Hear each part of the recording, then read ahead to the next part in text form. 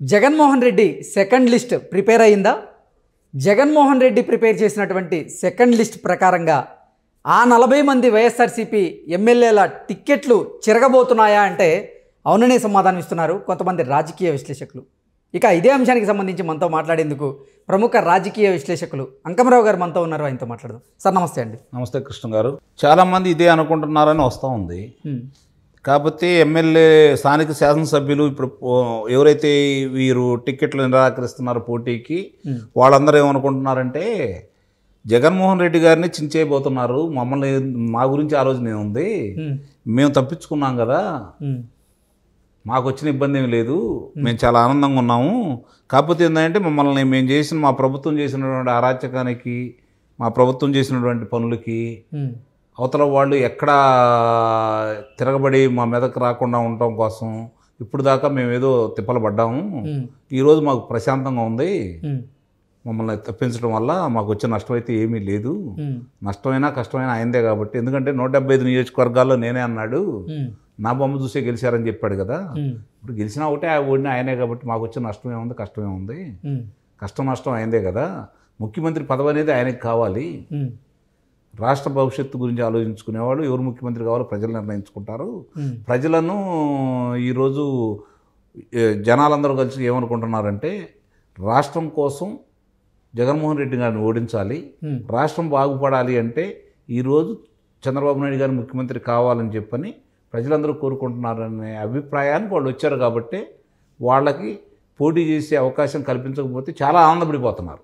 మీరు అనుకుంటున్నారు 30 మంది 40 మంది 70 మంది అనేది, రేపు అది ఎన్ని వందల మంది అవుతుందో కూడా తెలియదు. ఓకే, దానికి సంబంధించినంత వరకు అంటే 100 మంది అంటే అందరూ శాసనసభ్యులు ఉంటారని నేను అనుకోను. పోటీ చేసేవాళ్ళు దూరంగా, పోటీ చేయటం ఇష్టం లేని వాళ్ళు దూరంగా ఎటు ఉంటారు. కొంతమంది మమ్మల్ని ఈ పని చేస్తాడా, చేసిందంతా ఆయన చేసి ప్రజలు వ్యతిరేకిస్తుంది ఆయన కదా, మమ్మల్ని కాదు కదా, మా మీద ఏదో 10% 20% వ్యతిరేకత ఉంది, 180% నుంచి 90% దాకా ఆయన మీద వ్యతిరేకత ఉంది కదా, కాబట్టి ఈయన మళ్ళీ గెలవనీయకూడదని చెప్పిన అభిప్రాయంలో కొంతమంది పనిచేస్తారు. జరిగే పరిణామాలు అంతే. అంతిమంగా నష్టపోయేది ఎవరనేది వాళ్ళకి అర్థం కావట్లేదు. వాళ్ళు ఏమంటున్నారంటే వాళ్ళ ఇప్పుడు కూడా మేకపోతు గాంభీర్యాన్ని ప్రకటిస్తూనే ఉన్నారు. సజ్జల రామకృష్ణారెడ్డి గారు కావచ్చు, లేకపోతే వాడు సహజం, అది వాళ్ళ బాధ్యత కూడా అదే, దాన్ని మనం తప్పట్టాల్సిన అవసరం కూడా ఏమి లేదు. ఎందుకంటే ఏ పార్టీ వాళ్ళైనా సరే మేము ఓడిపోతున్నాం అంటే పోటీ చేయడానికి అభ్యర్థులు ఉండరు కదా, అంటే గెలుస్తామని చెబుతారు. 175కి 170 అన్నారు మొన్న, ఈ మధ్య బేల్తనంగా మేము 131 గెలుస్తామని కొంతమంది అంటున్నారు, కొంతమంది మేము ఎట్టయినా 100 స్థానాలైనా మేము అధికారంలో వస్తామని అంటున్నారు. ఇప్పుడు నాకు అర్థం కాని విషయాలు ఏంటంటే వీళ్ళందరూ మాట్లాడుకుంటుంది తెలుగుదేశం పార్టీని వ్యతిరేకించేసి నీకు 151 స్థానాలు ఇచ్చారు, ఈ 151 స్థానాలు ఇచ్చిన తర్వాత ఈ పథకాలన్నీ ప్రజల్లో వెళ్ళిపోయినాయి, మమ్మల్ని నమ్ముతున్నారు అన్న తర్వాత 151 175 కావాలి కదా, అవ్వాలా కాదా? అంటే ఈ పథకాలన్నీ ప్రజల్లోకి వెళ్ళిపోయి వాళ్ళందరూ వీళ్ళకి ఓట్లు వేస్తే అంటే నీ మీద వ్యతిరేకత ఏమి లేనట్టే కదా, మరి ఈరోజు ఎందుకు ఇంత బేలగా ఉన్నారు, మేకపోతు గాంభీర్యాన్ని ఎందుకు ప్రకటిస్తున్నారు? దాన్ని బట్టి అర్థం చేసుకోవాలి. ఇప్పుడు శాసనసభ్యులు ఒకటి గుర్తుపెట్టుకోండి కృష్ణ గారు, ఇక్కడ ఎప్పుడైనా సరే ఏ రాజకీయ పార్టీ అయినా సరే మళ్ళీ అధికారంలోకి వస్తుంది అంటే జనం వాళ్ళు ఎమ్మట నడుస్తారు, నాయకులు కూడా ఆ పార్టీలోకి వెళ్ళి చేరతారు. అవును, ఎప్పుడైతే వాళ్ళు అధికారంలోకి రారు అనే అభిప్రాయం ప్రజలు వస్తారో, ప్రజల అభిప్రాయానికి, ఎందుకంటే స్థానికంగా ఉండే వాళ్ళకి ప్రజల అభిప్రాయం తెలుస్తూ ఉంటాయి, కాబట్టి వాళ్ళు మనకి మనుగడ సాగించాలంటే, రాజకీయ ప్రస్థానం కొనసాగించాలి అంటే మనం ఎట్టి పరిస్థితుల్లో కూడా ఈ పార్టీ నుంచి వేరే పార్టీలోకి వెళ్ళాలి, గెలిచే పార్టీ పలాంది కాబట్టి ఆ పార్టీలోకి వెళ్దాము, లేదా వాళ్ళతో కలిసి ప్రయాణం చేసే వాళ్ళు ఏమిటి వెళ్దాము, మనకి మళ్ళీ అధికారంలో భాగస్వాములు అవుతాము అని చెప్పి భావిస్తారు. ఆ భావించిన వాళ్ళు ఇప్పుడు ఏ పార్టీలో ఉన్నారనేది కూడా ప్రశ్నే కదా. ఓకే, తెలుగుదేశం పార్టీలో వాళ్ళు ఈరోజు నాయకులు కావచ్చు, వీళ్ళందరూ ఎవరైనా సరే వైఎస్ఆర్సీపీ పార్టీకి వెళ్తున్నారా, వైఎస్ఆర్సీపీ పార్టీలో ఉన్నవాళ్ళు తెలుగుదేశానికి జనసేనకి వెళ్తున్నారంటే మీకు అర్థమైపోయింది గెలుపు ఎవరిదనేది చాలా స్పష్టంగా అర్థమైపోయింది కదా. దాని గురించి వాళ్ళు అనుకుంటుంది ఏందంటే చాలామంది అభిప్రాయం చూసుకుంటూ ఉంటే మనకి ఎట్టి పరిస్థితుల్లో కూడా మొన్నటిదాకా ఏదో బొటాబొటీగా 30-40 స్థానాలు వస్తాయని ఆశపడేవాళ్ళం, కానీ ఈరోజు మాకు 2 అంకెల స్థానాలు వస్తాయనే నమ్మకం కూడా మాకు లేదు. కాబట్టి మాకు పోటీకి అవకాశం కల్పించకపోతేనే మంచిదనే భావనలో వాళ్ళు ఉన్నారు. ఓకే.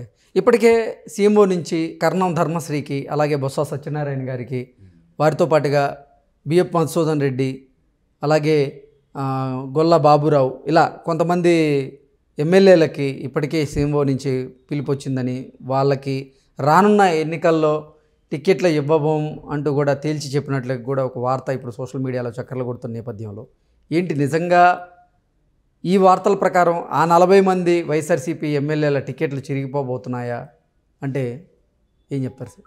ఇప్పుడు మనకు రాష్ట్రాన్ని చేతిలో పెట్టారు.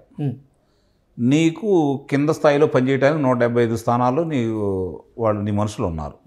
అందుట్లో 151 స్థానాల్లో మీరే ఉన్నారు. అవును. మిమ్మల్ని తీసి పక్కన పడేస్తే 150 మంది వాళ్ళు ఉంటారు. వాళ్ళు పొరపాటు చేస్తే, వాళ్ళు ప్రజలను ఇబ్బంది పెడితే, మీరు అనుకున్నది వాళ్ళు సంపూర్ణంగా అమలు చేయలేకపోతే తప్పు మీదవుతుందా వాళ్ళదవుతుందా? వాళ్ళ తప్పుండి ఇప్పుడు దాకా ఎందుకు దండించలేదు? ఎన్నికల దాకా ఎందుకు చూసుకున్నావు? క్షేత్రస్థాయిలో ప్రజా వ్యతిరేకత ఉంది, కేవలం ఎమ్మెల్యేల మీద మాత్రమే కానీ నాయకుడి మీద కాదు అనేది జగన్మోహన్ రెడ్డి భావిస్తున్నాడు అనేది ఒక వార్త సార్. నిజమే కృష్ణ గారు. ఇప్పుడు నేను అనేది ఏంటంటే, అభిప్రాయం ఆయనకు వచ్చింది కదా, జగన్మోహన్ రెడ్డి గారి మీద కదా వ్యతిరేకత, స్థానిక శాసనసభ్యులు అని చెప్పి వాళ్ళని పిలిచిన కొంత ఏమన్నా మందలించారా? వాళ్ళు ఏమన్నా పక్కన పెట్టారా? వాళ్ళని ఆ రోజే మీరు పదవికి రాజీనామా చేయండి, నేను కొత్త వాళ్ళని తీసుకొస్తాను ఆ రోజే అని చెప్పారా? ఎందుకు చెప్పలేదు? ఇప్పుడు దాకా మీరు ఎందుకు కొనసాగించుకున్నారు? దానికి సమాధానం ఉందా మీ దగ్గర? లేదు కదా. మీ మీద వ్యతిరేకతను కప్పిపుచ్చుకోవడానికి శాసనసభ్యులు బలి చేస్తున్నారని చెప్పి వాళ్ళు భావిస్తున్నారు. దానికి మీ దగ్గర సమాధానం ఏంటి? ఈరోజు ప్రజలు అడుగుతున్నారు, నాయకులు అడుగుతున్నారు, శ్రేణులు అడుగుతున్నారు. ఆయన ఏమంటున్నాడు చాలా స్పష్టంగా, నన్ను చూసే గెలిపించారు కదా, నా బొమ్మే కదా మీరు చూసి గెలిచింది, మిమ్మల్ని చూసి ఎవరు గెలిపించారు, కాబట్టి నేను మిమ్మల్ని గెలిపించుకుంటాను, కొడతాను, నాకు సంబంధించిన విషయం ఇది కాదని చెప్పి అంటున్నారు కదా. అందుకే ఆ 40 మంది సిట్టింగ్ ఎమ్మెల్యేలకు టికెట్లు లేవని చెప్పి మిగతా కొత్త అభ్యర్థుల్ని ఎంపిక చేసే పనిలో బిజీగా ఉన్నారా జగన్మోహన్ రెడ్డి గారు అంటే ఏం చెప్తారు? ఎందుకు మారుస్తున్నారు? అభ్యర్థులు ఎందుకు మారుస్తున్నారు? అంటే ఆ నియోజకవర్గంలో ప్రజల వ్యతిరేకతను బట్టి మారుస్తున్నారు అంటే మరి ఈ నియోజకవర్గంలో ప్రజలు వ్యతిరేకించిన వాళ్ళు ఆ నియోజకవర్గంలో ప్రజలతో కలిసి పనిచేస్తారా? అంటే స్థానికంగా ఉన్న వాళ్ళతో పనిచేయని వాళ్ళు పక్క స్థానాలకు వెళ్ళి పనిచేస్తారా? అంటే అది ప్రజలు నమ్ముతారా? అంటే అక్కడ ఉన్న వాళ్ళు వ్యతిరేకం చేయకుండా ఉంటారా? తీసుకొచ్చి నెత్తి మీద కూర్చోబెట్టి వాళ్ళు మోస్తారా? కాబట్టి ఇవన్నీ అర్థం చేసుకోవాలి కదా. ఇప్పుడు వాళ్ళు ఏంటంటే ఈ మేఘమధు గాంభీర్యాన్ని ప్రకటిస్తూ ఏదో మేము ప్రక్షాళన చేయబోతున్నాం, పక్కన ఉన్న తెలంగాణలో శాసనసభ్యులు మార్చలేదు కాబట్టి ఓడిపోయారనే అభిప్రాయం దానికి వచ్చారు కాబట్టి వాళ్ళు ఇక్కడ మేము ఏదో మార్పులు చేసి మళ్ళీ విజయం సాధిస్తామని చెప్పిన వాళ్ళు భావిస్తున్నారు. తప్పులేదు. ఏ రాజకీయ పార్టీ అయినా అలా అనుకోకపోతే మనం కూడా సాగించలేదు, ఎన్నికల్లో పోటీ చేయదు. అందుట్లో అధికారంలో ఉన్నారు కాబట్టి సహజంగానే అధికారంలో ఉన్న వాళ్ళకి ధీమా ఎక్కువగా ఉంటుంది. వాళ్ళు పక్క వాళ్ళు ఎవరైనా ప్రశ్నించినా, మీరు ఫలానా తప్పు చేస్తాను విమర్శించినా తట్టుకోలేరు. కాబట్టి వాళ్ళ దగ్గర కూడా ఎట్లా ఉంటారంటే పొగిడే వాళ్ళే ఉంటారు. మనం చాలా స్పష్టంగా చూస్తూనే ఉన్నాం. ఇప్పుడు జరిగిన పరిణామాలు చూస్తూనే ఉన్నాం. న్యాయస్థానాలు ఎదురైన ఇబ్బందులు చూస్తూనే ఉన్నాం. ఎన్నిసార్లు ప్రభుత్వ అధికారులు వెళ్ళి అక్కడ తల ఉంచుకున్నారో చూస్తూనే ఉన్నాం. మరి ఇవన్నీ చూసిన తర్వాత ప్రజల్లోనూ మరి న్యాయస్థానాల్లోనూ పలసనైపోయిన తర్వాత ఇంకా ఈ పార్టీ ఎలా గెలుస్తుందని చెప్పిన వాళ్ళు భావిస్తున్నారో వాళ్ళకే తెలియాలి. 40 మందిని మారుస్తారా, 50 మందిని మారుస్తారంటే నాకు వచ్చిన సమాచారం ప్రకారం 89 మందికి 92 మందిని మార్చబోతున్నారంటూ ఒక వార్త వస్తుంటే 40 మందికి అసలు ఈసారి టికెట్లు జరిగిపోతున్నాయని ఇంకో వార్త. రకరకాల వార్తలు ఇప్పుడు సోషల్ మీడియాలో చక్కర్లు కొడుతున్న నేపథ్యంలో ఏ వార్త నమ్మాలో కూడా ఎవరికి అర్థం కానటువంటి పరిస్థితి ఉన్నాయి. ఏదైనా చేయగల సమర్థుడు జగన్మోహన్ రెడ్డి గారు. ఇంతవరకు భారతదేశంలో ఇలాంటి రాజకీయ నాయకుడిని అయితే నేనైతే చూడలేదు, నాకు హోదా తెలిసిన తర్వాత. ఆ విషయంలో మాత్రం జగన్మోహన్ రెడ్డి గారిని ఒప్పుకోవాలి నిస్సందేహంగా. ఇంత ధైర్యంగా ఇన్ని చేసి ఇట్లా చేసిన రాజకీయ నాయకుడు మాత్రం నేను ఇంతవరకు చూడలేదు. నాకు తెలిసినంత వరకు ఇదే అవకాశం కనుక మీకు ఇచ్చినా నాకు ఇచ్చినా ఇంకొక 20 సంవత్సరాలు తెలుగుదేశం పార్టీ కోలుకునేదే కాదు.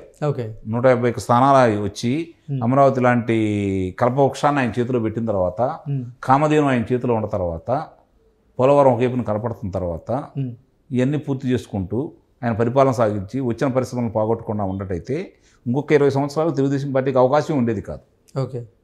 అలా ఇట్లా చేసుకున్నారంటే ఆయన చేసిన పొరపాట్లు, ఆయన చేసినటువంటి ఇబ్బందికరమైన నిర్ణయాలు, పరిపాలన, అందుట్లో ఎలాంటి సందేహం కూడా లేదు.